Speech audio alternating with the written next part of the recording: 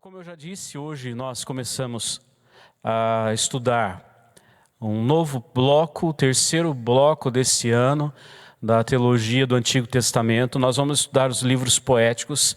Deixamos para trás na última semana os livros históricos e entramos agora nos livros poéticos.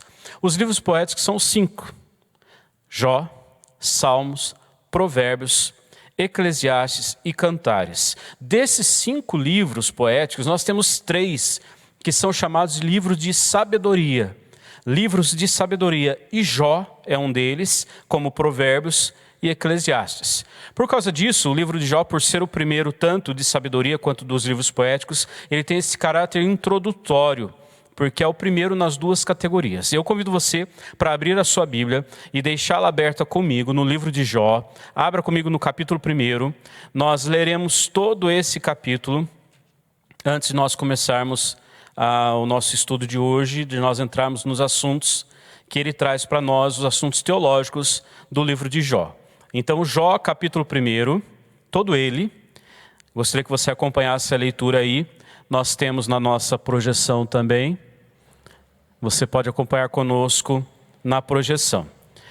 Se não, pega a sua Bíblia, que é mais fácil até do que ler na tela, principalmente se você estiver no celular, né? Mas o texto conta assim para nós: havia um homem na terra de Uz, cujo nome era Jó. Homem íntegro e reto, temente a Deus e que se desviava do mal. Nasceram-lhe 7 filhos e 3 filhas. Possuía 7.000 ovelhas, 3.000 camelos, 500 jumentas juntas de bois e 500 jumentas. Era também muito numeroso o pessoal ao seu serviço, de maneira que este homem era o maior de todos os do Oriente. Seus filhos iam às casas uns dos outros e faziam banquetes, cada um por sua vez, e mandavam convidar as suas 3 irmãs e comerem e beberem com eles. Decorrido o turno de dias de seus banquetes, chamava Jó a seus filhos e os santificava. Levantava-se de madrugada e oferecia holocaustos, segundo o número de todos eles, pois dizia: talvez tenham pecado os meus filhos e blasfemado contra Deus em seu coração. Assim o fazia Jó continuamente. Num dia em que os filhos de Deus vieram apresentar-se perante o Senhor, veio também Satanás entre eles. Então perguntou o Senhor a Satanás: de onde vens? Satanás respondeu ao Senhor e disse: de rodear a terra e passear por ela. Perguntou ainda o Senhor a Satanás: observaste o meu servo Jó? Porque ninguém há na terra semelhante a ele, homem íntegro e reto, temente a Deus e que se desvia do mal. Então respondeu Satanás ao Senhor: porventura, Jó de balde teme ao Senhor? Acaso não o cercaste e concebe a ele, a sua casa e tudo quanto tem? A obra de suas mãos abençoaste, e os seus bens se multiplicaram na terra. Estende, porém, a mão e toca-lhe em tudo quanto tem, e verás se não blasfema contra ti na tua face. Disse o Senhor a Satanás: eis que tudo quanto ele tem está em teu poder. Somente contra ele não estendas a mão. E Satanás saiu da presença do Senhor. Sucedeu um dia em que seus filhos e suas filhas comiam e bebiam vinho na casa do irmão primogênito, que veio um mensageiro a Jó e lhe disse: os bois lavraram e as jumentas passeam junto a eles. De repente, deram sobre eles os sabeus e os levaram e mataram os seus servos a fio de espada. Só eu escapei para trazer-te a nova. Falava este ainda, quando veio outro e disse: fogo de Deus caiu do céu e queimou as ovelhas e os servos e os consumiu. Só eu escapei para trazer-te a nova. Falava este ainda, quando veio outro e disse: dividiram-se os caldeus em 3 bandos, deram sobre os camelos, os levaram e mataram aos servos a fio de espada. Só eu escapei para trazer-te a nova. Também este falava ainda, quando veio outro e disse: estando teus filhos e tuas filhas comendo e bebendo vinho em casa do irmão primogênito, eis que se levantou grande vento do lado do deserto e deu nos 4 cantos da casa, e sua casa caiu, a qual caiu sobre eles, e morreram. Só eu escapei para trazer-te a nova. Então Jó se levantou, rasgou o seu manto, rapou a cabeça e lançou-se em terra e adorou. E disse: nu saí do ventre de minha mãe e nu voltarei. O Senhor o deu, o Senhor o tomou, bendito seja o nome do Senhor. Em tudo isto Jó não pecou, nem atribuiu a Deus falta alguma. Irmãos, esse primeiro capítulo é uma degustação da história de Jó. E eu queria saber de você, o que você acha dessa degustação, desse primeiro momento da vida de Jó, esse primeiro relato no capítulo 1. Um homem rico, próspero, diz que era o maior de todos do Oriente, o mais rico, 10 filhos, família unida, como você pode ler. Eles se reuniam para comemorar, para celebrar a comunhão, para estarem juntos, os filhos de Jó. E de repente, num dia só, todas essas notícias terríveis de uma só vez, uma após a outra. Só notícia terrível. E o capítulo 1 termina dizendo que em tudo isso, Jó não pecou, nem atribuiu a Deus falta alguma.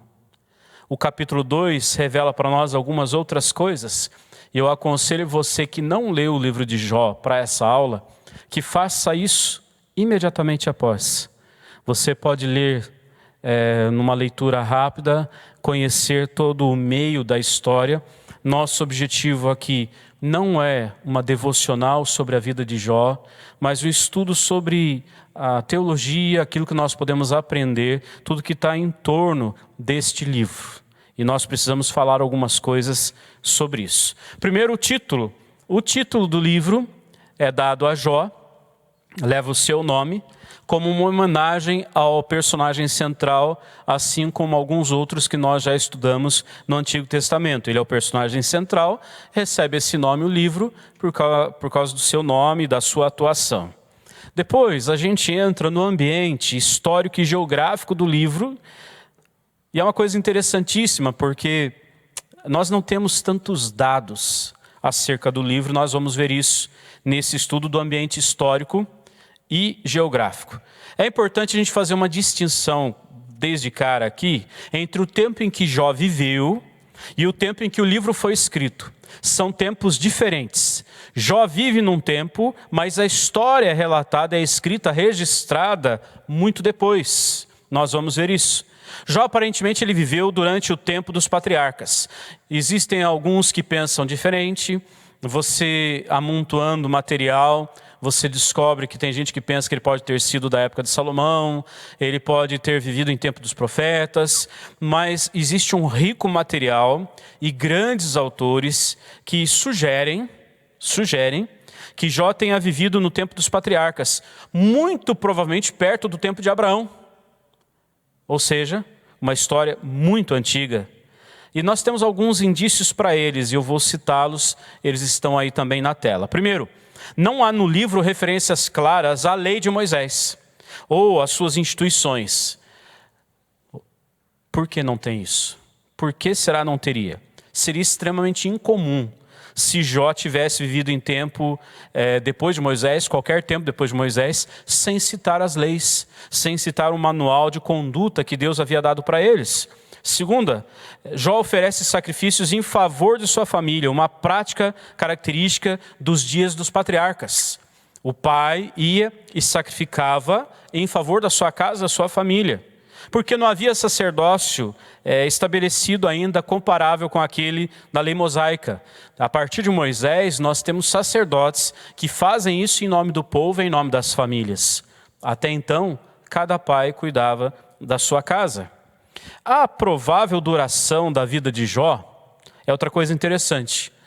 Tudo indica que Jó viveu 140 anos até o seu sofrimento terminar, e depois mais 140 anos, nós vemos isso no final do livro descrito para nós, que ele viveu mais 140 anos. Então essa contagem, esse número de 280 anos, ele se ajusta bem ao período patriarcal, no tempo dos patriarcas. Era uma idade em que eles viviam tudo isso de anos mesmo. A quarta dica, indício aqui para nós, parte da linguagem usada no livro pelo Jó, do que ele foi escrito, o uso de certas palavras, sugere esse ambiente dos patriarcas. Então nós temos esses indícios para pensar, não podemos concluir definitivamente, mas para entender que o livro, que a história de Jó, aliás, ela acontece antes de Moisés, em torno do tempo de Abraão. A localização da terra de Uz é uma outra coisa interessantíssima. Diz o texto, logo no início do capítulo, do livro, né? Havia um homem na terra de Uz. Essa terra depois não se soube mais de onde era, onde estava, mas é uma localização incerta. E aí nós temos duas possibilidades principais. Primeira, Uz era a descrição de uma área entre Damasco e o rio Eufrates, na orla, né, beirando o deserto arábico. E a segunda possibilidade, que a gente trabalha mais com ela, que Uz era localizada na fronteira de Edom, no deserto arábico. Essa possibilidade coloca Jó mais perto das localizações mais aceitas, comumente aceitas, dos lugares de onde vieram os 3 amigos de Jó para o consolarem. Então era mais perto, é mais fácil entender assim. A autoria do livro. E agora? Quem escreveu esse livro? Diante do que nós já dissemos, é quase certo que o livro de Jó não foi composto no mesmo tempo em que a personagem viveu. Ele foi registrado, escrito em tempo depois. O autor ele não se identifica e deixa aqui para nós poucos indícios para a gente tentar supor algum nome. Mas escritores, pesquisadores, estudiosos, eles sugerem que pode ter sido Moisés, o seu escritor, pode ter sido Salomão, Isaías, Jeremias, Baruque e até mesmo o próprio Jó. São ideias. Mesmo que a gente não saiba, e isso é bom destacar muito, mesmo que a gente não saiba dizer quem escreveu o livro de Jó, é importante nós o considerarmos como inspirado. E se nós aceitamos o livro como inspirado, então ele faz parte da palavra de Deus. E a pessoa específica que compôs o livro é pouco importante. Nesse caso é pouco importante, porque nós cremos que ele está aqui porque Deus quis que ele estivesse aqui e quis fazer essa história chegar até nós para nos abençoar, para acrescentar na nossa vida. Esboço do livro de Jó, e aqui é importante que você atente. Você pode encontrar isso nos capítulos que você vai ler, mas eu trago aqui uma proposta de blocos para esse livro. Primeiro é o prólogo do livro, o início dele, é esse propósito cósmico divino do sofrimento. Tem um porquê do sofrimento. No bloco a confiança do Senhor em Jó, desafiada por Satanás, capítulo 1, versículos 1 a 12, né? Satanás desafia a Deus, dizendo que Jó só temia a Deus, porque Deus havia dado muitas bênçãos para ele. B, a confiança do Senhor confirmada na perda pessoal de Jó, no versículos 13 a 19 do capítulo 1. Ele perde tudo que ele tinha, mas ele continua, ele perde seus bens, ele perde a sua casa, a sua família, mas ele continua fiel ao Senhor. Letra C, a confiança do Senhor confirmada na dor física, no capítulo 2. Depois que Jó perde tudo, ele perde também a sua saúde, mortalmente doente, sofrendo demais. E ele continua fiel ao Senhor. O segundo bloco é o diálogo entre os amigos, dos amigos com Jó. O propósito punitivo do sofrimento de acordo com eles. O sofrimento existe para punir. É o pensamento que eles tinham, aliás, um pensamento recorrente do tempo deles, originário da Mesopotâmia. As religiões acreditavam assim que o sofrimento era punitivo, Deus dava o sofrimento para punir quem errasse. Por isso sofria. Quem sofria porque estava em pecado. E quem sofrisse muito é porque havia cometido um grande pecado, uma grande falha, um acúmulo de pecados. Etapa 1 do discurso, do diálogo dos amigos de Jó com ele. Primeiro, Jó debate a teologia da retribuição, que é isso. A teologia da retribuição diz assim: se você foi bem, você ganha dádivas, presentes, bênçãos do Senhor.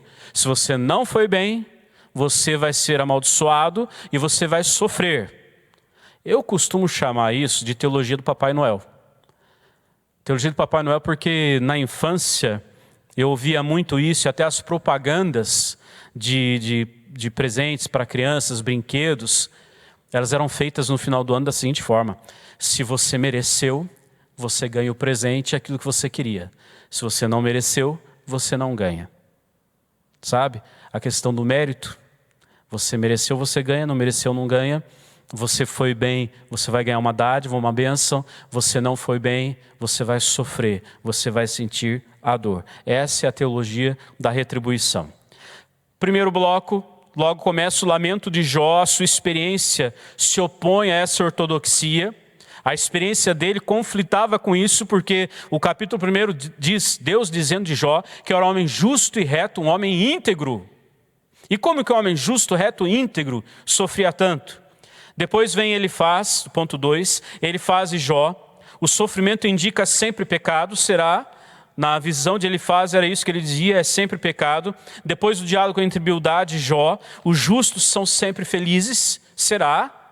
Que os justos são sempre felizes? Será que os justos não passam por lutas, por tribulações, por sofrimento?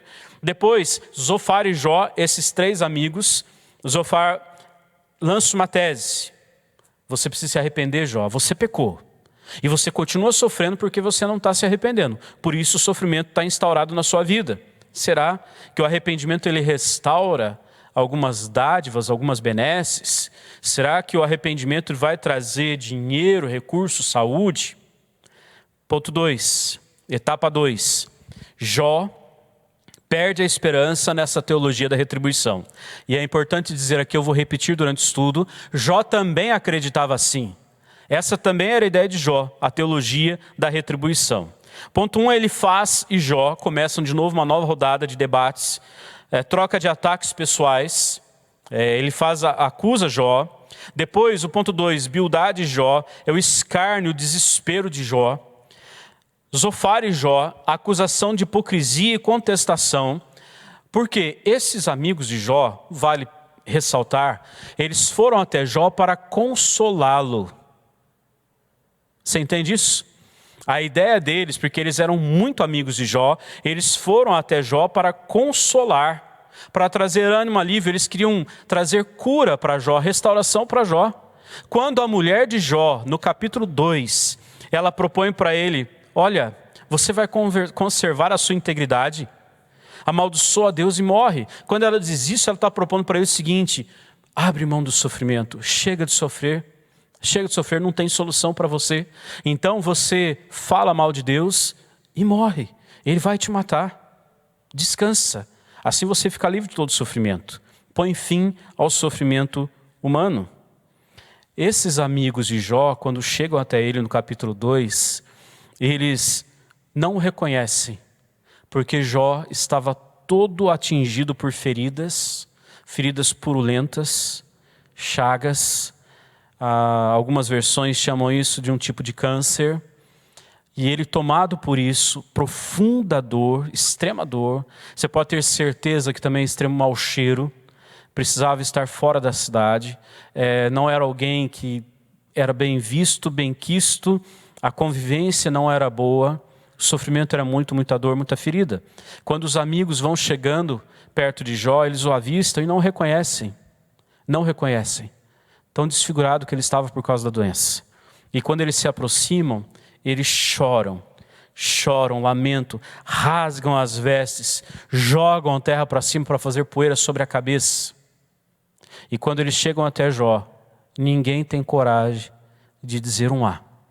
E eles se assentam na terra com Jó, e ficam assim, a Bíblia diz, por 7 dias e 7 noites, sem falar um A. Tamanho sofrimento de Jó, tamanha a dor de Jó. Eles foram para consolar, eles foram para restaurar. Por isso eles começam a tentar achar explicação para o sofrimento. Com certeza, Jó, você pecou. Jó, você está escondendo alguma coisa muito grave. Jó, você precisa se arrepender, você precisa pedir perdão, Jó. A terceira etapa, a letra C do ponto 2, Jó condena essa teologia da retribuição. Ele diz, não é possível que Deus faça mal para um justo, para um reto. Não é possível, tem alguma coisa errada nesse nosso jeito de acreditar, de crer. Ele estava certo, estava completamente errado. Aí nós temos um novo bloco e Zofar, ele não argumenta mais. Só Elifaz e Bildade argumentam. E ele diz o seguinte, ele faz acusações específicas a Jó e Jó contesta. Ele aponta o dedo mais severamente. Sabe quando vai perdendo a paciência? Diz, você tem algum erro. Você com certeza fez uma coisa muito errada e você está escondendo, você não está se quebrantando. Aí Bildade faz os últimos apelos a Jó, apelando para a sua sabedoria, para a sua experiência, e Jó responde com a sua experiência, dizendo que aquilo não fazia sentido. Depois que esses 3 amigos falam, argumentam, 2 deles por 3 vezes e 1 por 2 vezes, aparece na história Eliú, um jovem, um moço, muito provavelmente não havia sido citado antes, e ficou quieto no seu canto, esperando os 3 ajudarem a Jó. E aí Eliú, ele entra, e nós vemos aqui o propósito corretivo do sofrimento. Ele vem para dizer, olha, o sofrimento existe para corrigir as vidas. No primeiro ponto, ele censura, ele faz 3 censuras. E a primeira censura é a superficialidade dos 3 amigos. Ele fala com os 3 amigos e diz, vocês foram superficiais, vocês não estão ajudando, vocês estão só piorando a situação. Mas a segunda censura dele, ele fala da intransigência de Jó ao resistir ao conselho, ao não levar adiante o conselho de confessar o pecado, de dizer o que estava de errado na sua vida. A terceira censura é sobre a irreverência de Jó ao questionar com Deus, porque Jó vai falar com Deus sobre tudo aquilo que estava acontecendo, sobre acusações dos seus amigos. Ele vai dizer para Deus que não estava entendendo aquilo. E ele tem assim, uma fala muito forte, muito vigorosa com o Senhor. No ponto D, ainda dentro desse terceiro bloco do monólogo de Eliú, tem uma exposição do seu ponto de vista pessoal. Aí nós chegamos no quarto bloco, o monólogo do Senhor. O tempo todo, Jó pedia para que alguém intervisse por ele, alguém intermediasse a sua situação diante do Senhor, que Deus mandasse alguém para falar com ele, que Deus dispusesse alguém para tramitar nessa relação, porque ele não estava entendendo nada daquilo, ele precisava de ajuda. E aí, Deus vem e fala com ele, Deus dá a resposta que ele precisava. Primeiro, Deus lança um desafio. Você pode explicar, Jó, a natureza? E Deus começa a falar da criação. Segundo desafio, Jó, você pode controlar a natureza? Capítulos 40 a 41. E o terceiro, por que então questionar o Senhor da natureza? Esse é subentendido. Fica escondido, no primeiro e no segundo desafio. Se você não pode explicar a natureza, você não pode controlar a natureza, por que questionar o Senhor, Criador da natureza? Aí nós chegamos no final do livro, o epílogo do livro, o final do sofrimento do justo. Primeira parte, a reação e submissão de Jó perante o Senhor. Capítulo 42, versículos 1 a 6. Jó se rende, ele se submete ao Senhor. Segundo, capítulo 42, de 7 a 9, a responsabilidade de Jó de orar pelos seus amigos. Deus dá uma tarefa para ele. Deus não havia tirado a sua doença, não havia curado. Deus não havia restaurado nada ainda, mas ele diz, os seus amigos, preciso que você ore por eles, senão eu vou reter o perdão sobre eles, porque eles erraram muito. Terceiro lugar, a restauração de Jó, a bênção em dobro recebida do Senhor. Jó recebe tudo em dobro. Eu vou falar sobre isso no finalzinho. Todos os bens que ele já tinha, um homem muito rico que ele era, ele perde tudo, fica pobre, miserável, perde a saúde. Deus restaura depois de muito tempo a sua saúde e todos os seus bens em dobro, menos os filhos. Ele tinha 10 filhos, morreram os 10 e Deus dá outros 10, Deus nos dá 20, Deus dá 10. Eu vou guardar isso para o finalzinho, para terminar com essa fala. No quarto ponto, o sofrimento humano. Eu vou repetir um pouco o que eu já disse no esboço do livro, mas que é importante ressaltar. A maioria dos estudiosos da Bíblia, eles creem que o livro de Jó ele se relaciona com o problema do sofrimento. Ele está aqui para nos explicar, sim, boa parte do sofrimento, e particularmente com o sofrimento humano inocente, de gente que você fala assim, puxa, mas por que esse sofrimento vem sobre a vida dessa pessoa? Deus tem um propósito. E o livro de Jó está aqui para responder algumas coisas para nós. Jó ele não entende porque estava sofrendo tanto, e assim nós temos o cenário para uma discussão do problema do sofrimento humano de uma forma geral. Os 3 amigos de Jó partilhavam dessa ideia comum, mas equivocada, quanto à razão do sofrimento do homem e particularmente de Jó.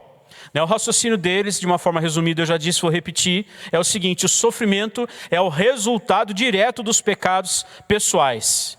está em proporção com a magnitude dos pecados. Quanto maior o pecado e quanto mais pecados, mais sofrimento, mais dor. Essa é a teologia da retribuição. Jó estava sofrendo demais. Naturalmente, na concepção deles, Jó deve ter pecado gravemente. Alguma coisa muito séria ele está escondendo da gente. O problema do raciocínio dos amigos de Jó é que essa premissa maior, o sofrimento é resultado direto dos pecados pessoais, nem sempre é verdadeira. É verdade que o pecado nos faz sofrer e existem consequências dos pecados. Mas existem outras causas de sofrimento. E de uma forma especial nós estamos falando de gente que vive a vida reta com Deus, uma vida pura, uma vida justa, gente que luta para viver na integridade com Ele. Jó também ele acreditava como esses amigos. Mas agora ele está num imenso conflito, porque ele sabe que não merece tamanho sofrimento. Você já parou para pensar isso? Você já olhou para a vida de alguém e disse assim, puxa, fulano não precisava passar por isso tudo, na nossa ótica. Talvez você tenha pensado sobre você mesmo, eu não precisava passar por isso tudo, eu não merecia isso tudo. O sofrimento é muito intenso, parece que é desproporcional aos erros que eu cometi. Jó, ele pensa assim, só que ele coloca uma outra questão. Ele diz também que haviam muitos perversos que prosperavam e eram saudáveis. Ele levanta uma crise a essa teologia dos seus amigos e a dele próprio.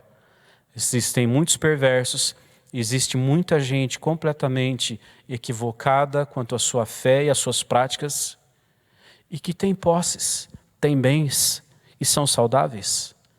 Ele reconhece a incoerência da teologia que eles estavam usando e a sua própria. Propósito do livro, por que o livro foi escrito? Alguns propósitos para nós. Naturalmente, o livro inteiro trata do problema da dor, do sofrimento, e Jó ele se volta particularmente para o problema do sofrimento inocente, como eu já disse. Ao mesmo tempo, parece que esse problema ele é a ocasião para uma lição sobre viver pela fé. Essa luta é uma lição para nós sobre como viver pela fé. O livro é uma afirmação da glória, da perfeição do Senhor, aquele que é digno de ser louvado, adorado em todo tempo, em qualquer circunstância. Observe que a acusação de Satanás em relação ao serviço egoísta ou à adoração interesseira de Jó é na realidade uma acusação contra o próprio Deus. Quando Satanás diz assim, sabe por que ele te serve? Ele te serve, ele te adora, ele é reto, ele é íntegro, porque você encheu ele de bens, de bênçãos, casa, família, tudo vai bem. É por causa disso. É por isso que ele continua reto. Essa fala de Satanás é uma acusação contra o próprio Deus. O que ele está dizendo? Servir a Deus é coisa para quem recebe coisas dele. Então, se você recebe coisas de Deus, você o serve. Ou seja, Deus está te comprando. Deus está comprando você com bênçãos físicas e materiais. Deus não poderia ser adorado naturalmente por alguém que reconhece a glória e a majestade dele. Ele só seria adorado por quem recebe coisas dele. Olha, parece que isso está cheio, lotado nos nossos dias. Talvez você tenha passado por isso ou conhecido pessoas, como eu já ouvi inúmeras vezes, mas pastor, olha, eu tenho feito isso, eu tenho feito aquilo, eu leio a Bíblia todos os dias, eu tenho orado, coisa que eu não fazia antes. Pastor, olha, eu me dedico, olha, eu sou fiel nos dízimos e ainda dou ofertas, eu abençoo as pessoas. Pastor, mas as coisas não estão dando certo para mim. Pensa, é a teologia da retribuição. É a ideia de Satanás. Você só vai ser adorado, Deus, se você der coisas boas para as pessoas. Deixa de dar, para você ver como eles vão te negar. Foi isso o desafio que ele fez com Deus em relação a Jó. Foi uma afronta ao próprio Senhor. Por isso o Senhor permitiu o sofrimento sobre a vida de Jó.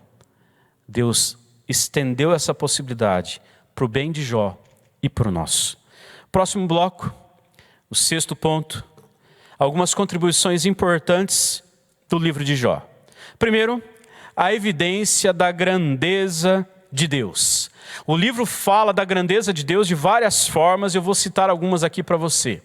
A primeira delas, a grandeza da pessoa de Deus. Capítulo 42, versículos 1 a 5. Essa grandeza não é vista apenas na sua soberania sobre todas as coisas, mas nesse dinamismo dos seus caminhos. Como é que ele pode fazer coisas diferentes, em tempos diferentes, de formas diferentes? Ele não é um tirano arbitrário ou uma divindade mecânica que reage à mera aparência. Não. Como a sabedoria secular muitas vezes pensa, né? Poderia esperar. Para cumprir os seus propósitos, Deus trabalha com as pessoas de uma maneira infinita. A segunda grandeza que a gente encontra no livro é a grandeza do seu poder.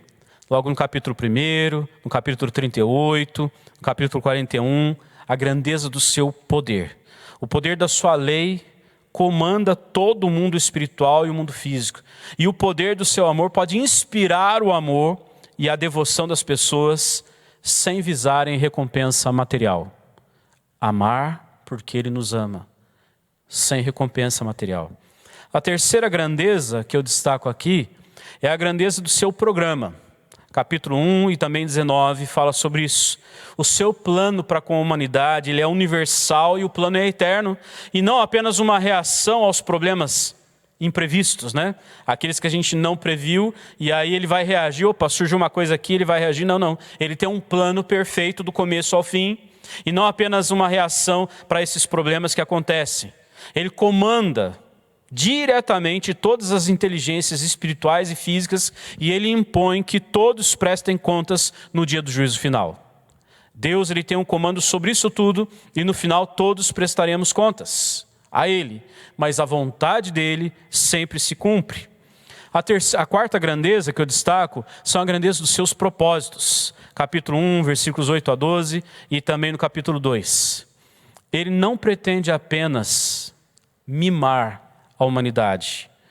Vai mimando os seus filhos, a humanidade, com uma vida fácil aqui e agora, mas Ele pretende aperfeiçoar os seus filhos para a eternidade. Ele vai tratar os seus filhos para a eternidade. Nesse processo, Ele pode até mesmo usar Satanás, como fez no caso de Jó, cumprindo assim outro propósito, que é de demonstrar a todas as pessoas, a todas as inteligências espirituais, a grandeza da sua sabedoria e da sua graça. Tudo está a serviço de Deus. Ele tem propósitos. A última grandeza que eu destaco aqui é a grandeza do seu povo. No capítulo 1, 20, 22, 13, 15 e no capítulo 23, diz que os verdadeiros filhos de Deus são aqueles que o amam e o servem pela fé. Os filhos de Deus são aqueles que o amam e servem pela fé e não por aquilo que Ele dá. Como reconhecem a grandeza da pessoa do Senhor, do seu poder, do seu plano, dos seus propósitos, esses filhos estão disponíveis para o trabalho do Senhor, permitindo que Ele os aperfeiçoe pela aprovação, e se necessário for, para que sejam depurados, para que sejam trabalhados, para que passem pelo fogo, para que amadureçam, para que cresçam. Por isso Deus trabalha em nós. Segunda lição que o livro traz para nós é porque os justos sofrem. Trabalhando aqui de uma forma mais sucinta, eu já disse algumas coisas, mas eu quero completar o raciocínio. Essa revelação de Deus, né, logo no início, primitiva, ela responde a um dos maiores problemas humanos. Por que Deus permite que os justos sofram se Deus é amoroso e soberano? Por que Ele permite o sofrimento? Várias são as respostas, eu quero propor algumas delas a partir dos personagens. Primeiro, para Satanás, o sofrimento é um meio de ele forçar a pessoa a renunciar a Deus. É o que a gente vê na fala dele com o Senhor, com o próprio Deus. Segundo ponto, para os três amigos. Para os amigos de Jó, o sofrimento é sempre um castigo para o pecado. Sempre. Se tem sofrimento, tem pecado e é castigo. Depois, para Eliú, o jovem que vai consolar Jó e o desafia também, para Eliú, o sofrimento é usado por Deus para corrigir ou disciplinar. A intenção é melhor um pouquinho, mas ainda é relacionada a pecado. Para Jó, no início, acreditava que o sofrimento era para o iníquo, só para quem pecasse, para quem fosse muito pecador, não para o justo.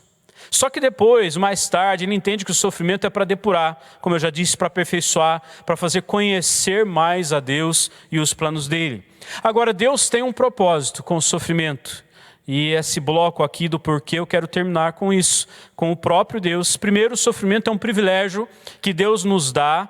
Ele dá ao seu povo para ajudar esse povo a cumprir algum grande propósito.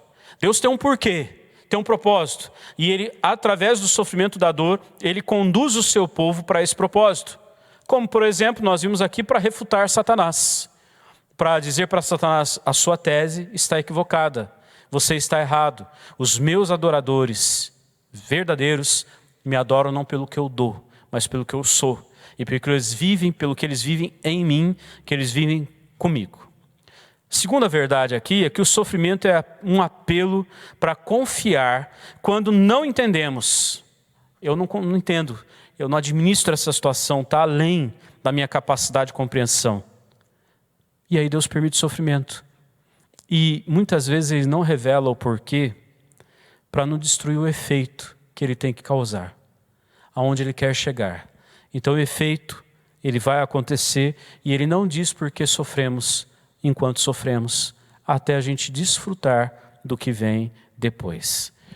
Terceiro propósito, o sofrimento ele pode ser um meio de Deus trazer alguém a um ponto que já não sabe mais o que fazer e está de tal maneira indefeso que só Deus pode ser o seu defensor. Vou explicar isso em outras palavras. Algumas pessoas reconhecem a Deus e se voltam a Ele através do sofrimento. Isso não é regra, não é só assim que funciona, mas Deus pode fazer isso, permitir o sofrimento para que mesmo os seus se voltem para Ele. Os seus que deram as costas para Ele se voltem através do sofrimento.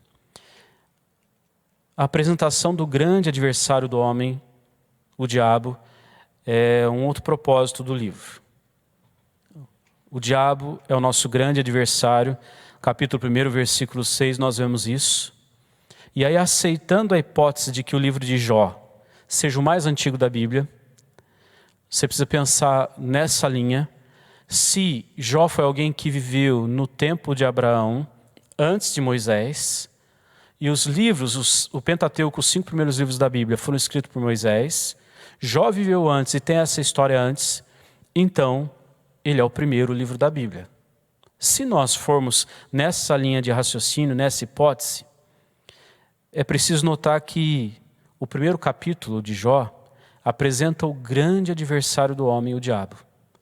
Alguém que vai até Deus, ele é descrito aqui em termos simples e claros, não como uma força do mal, mas como uma pessoa real, desafiando a Deus, tendo enorme poder sobre a natureza, alimentando grande inimizade contra aqueles que servem a Deus, é o diabo. Entretanto, essa inimizade está sempre debaixo da observação atenta de Deus, e essa inimizade ela é restrita apenas ao propósito divino. Deus usa até mesmo o mal que o diabo faz para transformar em bem eterno para nós. Então os crentes eles precisam saber disso, não ignorar essa verdade. 1 Coríntios 2,11 fala sobre isso. A quarta contribuição, propósito do livro, é o colapso da teologia da retribuição. Você foi bem, você ganha, você não foi bem, você perde. É tirado de você, você vai sofrer. O erro básico dos 3 amigos foi julgar que eles eram justos por serem ricos e santos por serem saudáveis. Eles eram ricos e saudáveis, então eles se julgaram justos e santos. Provavelmente essa também era a teologia, a compreensão, o pensamento de Jó, conforme a ortodoxia da época, como eu já disse. Mas o sofrimento abalou a estrutura e abalou aquele ponto de vista. Jó ele achava confortável a sua teologia de privilégios até o momento em que ele se tornou rejeitado por causa do sofrimento. Ele viu então nos 3 amigos a sua própria hipocrisia. Os 3 amigos revelaram para ele a hipocrisia em que ele vivia até então. Lembrando-se da prosperidade dos perversos, ele começou a compreender que ter saúde ou riqueza não significa usufruir de bom conceito diante de Deus. Ter saúde e ter riqueza não significa ter um bom conceito diante de Deus. O livro ele demonstra como o sistema dessa teologia de retribuição ele entrou em colapso por causa da experiência de Jó. A religião verdadeira ela é descrita como a confiança em Deus a despeito das recompensas terrenas, tendo por alvo a ressurreição e o juízo final. É em Jesus. A recompensa é no final. Não é aqui, não é agora, não são nesses dias, mas é quando nós chegarmos à vista da glória eterna. Para terminar, a cristologia em Jó. A relação que nós vemos no livro de Jó com o nosso Senhor Jesus Cristo. Capítulos 16, versículo 19 e o capítulo 19, versículo 25 são importantes para nós. Eu vou citar aqui, depois você confere aí com calma na sua casa. No desespero, no seu desespero, eu passei aí, Mael. Passei. No seu desespero, Jó ele sentia necessidade de um mediador, como eu já disse. Alguém que intercedesse por ele junto a Deus e aos homens. Capítulo 9, versículos 32 e 33, ele fala isso. Puxa, eu queria alguém que fosse falar com Deus em meu favor, fosse saber por que isso está acontecendo. Eu quero saber por que tamanha dor, tamanho sofrimento, por que tudo isso, por que perder tudo, por que perder a família, os filhos, bem precioso demais, e agora a vida. Minha mulher diz para amaldiçoar Deus e morrer, os meus amigos não me compreendem. Alguém podia me explicar isso, por favor? Era a palavra dele, a oração dele. Ao pôr para fora isso, a sua frustração, junto com seus amigos, seus 3 amigos, ele também expressou diversas vezes a sua fé em Deus. Ele continuava crendo em Deus, firme com o Senhor, mas ele queria alguém que o mediasse. E aí nós chegamos no capítulo 16, versículo 19, quando ele declara que tinha um advogado nas alturas. Alguém que ia advogar a sua causa. E no 19, 25, ele fala de um Redentor vivo. Um Redentor que vive. Que o justificaria perante Deus. Alguém que ia dizer para ele, olha, eu conheço Jó. E ele clama por esse Redentor.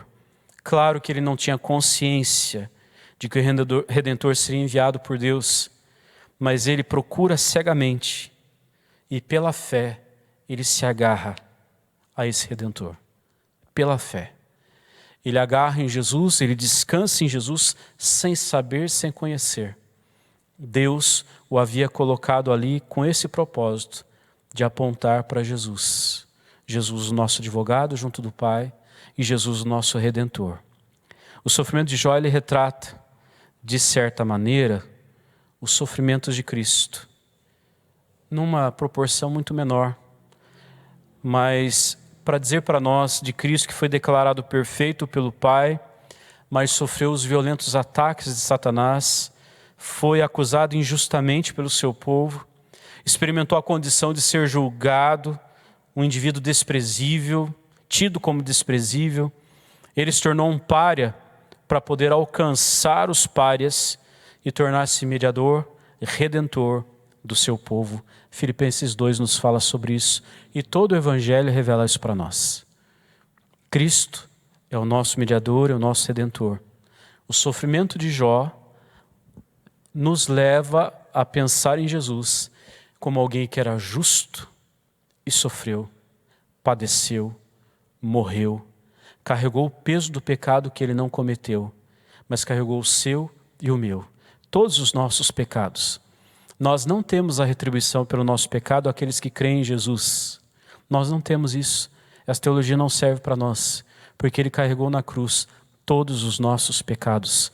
Por isso, está à nossa disposição o arrependimento, a mudança de direção, o descansar nele. E eu quero terminar, na nossa conclusão, com 3 citações, que eu entendo sejam bem importantes para nós. A primeira, do teólogo Carlos Oswaldo Cardoso Pinto, ele diz assim: embora Jó não receba qualquer indicação de por que sofreu tanto, ele compreende quem soberanamente designou tempos e circunstâncias, de modo a lhe oferecer a melhor maneira de enfrentar a vida. Mesmo em meio à aflição e ao sofrimento, O crente não precisa saber por que sofre, desde que saiba quem o conduz ao longo da estrada. Glória a Deus por isso. A próxima citação, as duas próximas citações, na verdade, pertencem ao livro Descobrindo o Antigo Testamento, que são de dois autores. Diz assim: há uma grande área de miséria e sofrimento humano que não é nem punitiva e nem redentora, é simplesmente sem sentido. Assim como Jó, o crente que sofre deve perceber que nada além da voz de Deus no redemoinho pode ir de encontro à sua necessidade. Como Jó, esperamos e desejamos por esse dia, enquanto permanecemos fiéis à voz. Jó oferece respostas bíblicas para o problema da teodicidade, que é a tentativa de justificar a maneira de Deus lidar com o mundo. Deus pode trabalhar em meio a todas as coisas, até mesmo as coisas más, para o nosso bem. Romanos 8, 28 diz isso.